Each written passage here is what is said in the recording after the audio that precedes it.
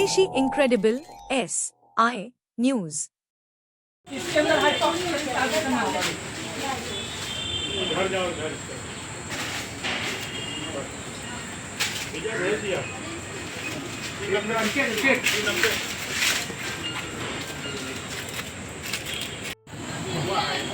अंदर अंदर अंदर ये देखिए सर लकड़ियों का बना हुआ है। अंदर तक देखिए कि पूरी लकड़ियां अंदर जा रही है। इस राज्य पुरातत्व विभाग से ये लोग जांच अधिकारी लोग आए हुए थे और ये हमारी जो जहाँ पर हम इस समय बैठे हुए हैं जिस परिसर में, इसको वर्तमान में अमेरिकन लाइब्रेरी परिसर बोला जाता है और यहाँ पर पारिवारिक न्यायालय की कई न्यायालय कक्ष और न्यायालय संचालित हो रहे थे, जिनमें इस बिल्डिंग को कुछ लोगों द्वारा ये कहा गया कि ये बिल्डिंग जर्जर है, काफी जर्जर स्थिति में है और इसको तोड़ा जाए। तो हम सभी अधिवक्ताओं का लगभग हम लोग 500-600 अधिवक्ता जो भी यहाँ रेगुलर वे में काम करते हैं, उन सभी ने एक माननीय प्रधान न्यायाधीश महोदय को, हमारी बार एसोसिएशन के पदाधिकारियों को, माननीय मुख्यमंत्री योगी आदित्यनाथ जी को, माननीय प्रधानमंत्री हमारे मोदी जी को, माननीय महामहिम राज्यपाल महोदया और महामहिम राष्ट्रपति महोदया को भी और CJI chief justice of India को हम लोगों ने इस बात के लिए लेटर्स लिखे कि चूंकि ये एक हेरिटेज जोन की बिल्डिंग है और इसको ऐतिहासिक किताबों में ऐतिहासिक धरोहर के रूप में चांदी वाली बारादरी नाम से संबोधित करते हुए इसका दर्जा उसमें इनको मिला हुआ है, दिया गया है। यह मुगल कालीन एक इमारत है, ऐतिहासिक प्राचीन इमारत है। इसमें ऐसे कई अवशेष हैं जो ये दर्शाते हैं कि इसमें मुगल पीरियड की जो शिल्प कला थी उसका यहाँ पर चिन्ह है और वही कला उसी कला के माध्यम से इस बिल्डिंग का निर्माण किया गया। तो ये अति प्राचीन मुगल कालीन एक हमारी भारतीय धरोहर का एक हिस्सा है, जिसको पुरातत्व विभाग में संरक्षित करते हुए इसका जीर्णोद्धार कराया जाना अति आवश्यक है। यही मांग हम लोगों ने वर्ष 2019 से हम करते चले आ रहे हैं, लेकिन मुझे उचित कारण नहीं पता है कि किस वजह से कुछ लोग इसको तोड़वा देना चाहते हैं, तोड़ने का प्रयास किया जा रहा है और हमारा अपना कोई भी उसमें व्यक्तिगत स्वार्थ नहीं है। बस इतना है कि हम सभी अधिवक्ता और समाज सेवक सेवी जन मेरे साथ है, आप लोगों का सहयोग हमारे साथ है। तो हम बस इतना चाहते हैं कि हमारी इस ऐतिहासिक प्राचीन बहुमूल्य धरोहर को संरक्षित और सुरक्षित करते हुए इस परिसर को बिल्डिंग में घोषित किया जाए, ताकि ये एक हमारी भारतीय धरोहरों में एक हो और हमारे उत्तर प्रदेश का नाम इस बिल्डिंग के लिए हमारी उत्तर प्रदेश में इस बिल्डिंग का भी एक साक्ष्य हमारे इतिहास के रूप में दर्ज हो। यही बस हमारी एक मांग है। सर, बाग स्थित फैमिली कोर्ट जो कि अमेरिकन लाइब्रेरी के नाम से जानी जाती थी, ये एक संरक्षित इमारत थी। ये मुगल कालीन निर्माण था।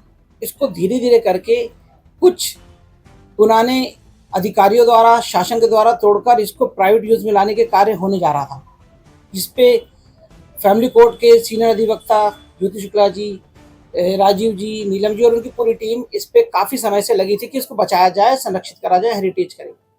और लगातार इस प्रकरण में जब मुझे इस बारे में जानकारी हुई तो इसमें थोड़ा सा हमने सहयोग करते हुए इस स्टेट आर्कोलॉजिकल डिपार्टमेंट को इसके बारे में सूचना दी।